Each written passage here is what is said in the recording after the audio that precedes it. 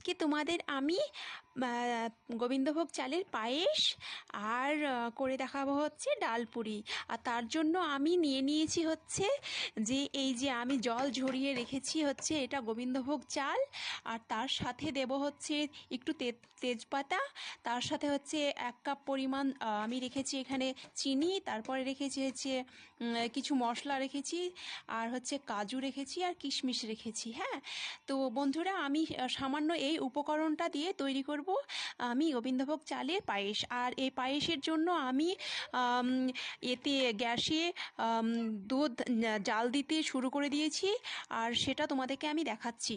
তো বন্ধুরা, আমার এই ভিডিওটাকে দেখার জন্য তোমরা আমার এই চ্যানেলটাকে সাবস্ক্রাইব, তারপর হচ্ছে লাইক, তারপর হচ্ছে কমেন্টস, শেয়ার করতে কিন্তু ভুলবে না। তো বন্ধুরা দেখতে থাকো আমার এই গোবিন্দভোগ চালের পায়েস, আর তার সাথে হচ্ছে ডালপুরি। তো ঠিক আছে বন্ধুরা, সানডে স্পেশাল আজকে আমি এটাই করব। হ্যাঁ, তো বন্ধুরা এই যে আমি ডালটাকে রেডি করছি, যেটা কে আমি পুর বানাবো, মানে যেটা আমি ডালপুরি করব, সেটার জন্য আমি ডালটা রেডি করছি। আর আমি আটাটা মাখিয়ে নিয়ে এবার মেখে নেব। আর তার সাথে হচ্ছে এদিকে দুধটাও আমি ফোটাচ্ছি, মানে জাল করছি। এটাতে হচ্ছে আমার 1 লিটার দুধ আছে। এই 1 লিটার দুধে মাত্র আমি ওই পায়েসটা তৈরি।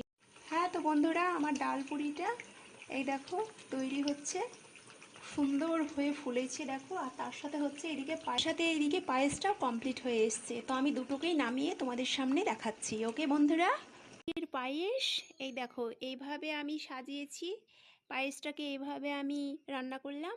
আর আর হচ্ছে এটা হচ্ছে ডালপুরি। তো এই দেখো এই ডালপুরিগুলো আর এই পায়েস এর সাথে আজকে আমি রবিবারের সকাল একটা এইভাবে ডালপুরি ভেঙে দেখাচ্ছি। এই দেখো কত সুন্দর হয়েছে দেখো, এই দেখো।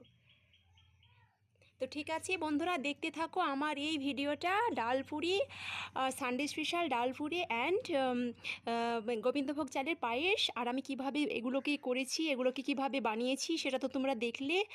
আর এই ভিডিওটাকে দেখার জন্য তোমরা আমার এই চ্যানেলটাকে subscribe, like, comments and share করতে ভুলবে না। তো বন্ধুরা আজকে সানডে এভাবেই, ওকে বাবাই।